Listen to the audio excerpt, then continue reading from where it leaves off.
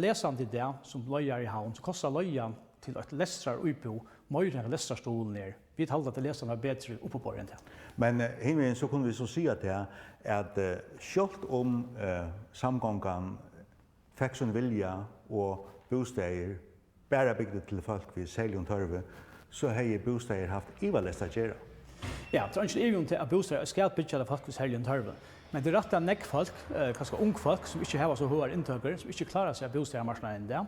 Och det är också kanske äldre folk som inte kanske sälja sina stora hus och som kommer komma yngre barnfamiljer och gåar.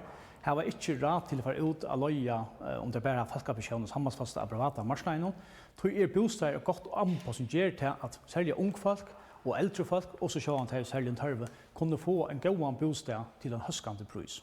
Fragrangen som kom för i var visste at osemja boskaparpolitikken ikke bæst mellom samgång og anstå, men eisne inni i samgångene.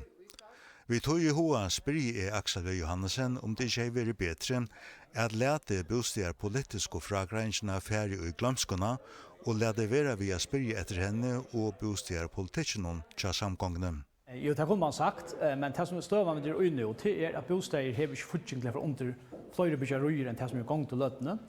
Og jeg vet at det bare er i Vestervalen, til Solrøyden, til Norrstrøm, i Estrøy, i Norrøyden og mye steder Røyden, ikke om fra kommunen at bygge flere løye bostäder.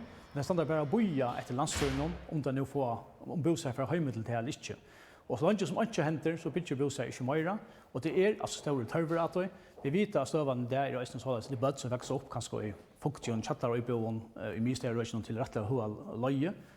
At de er oppe på det skal få en god bostad. Her bostad kan være til en kostnad som foreldrene har råd til å rynte.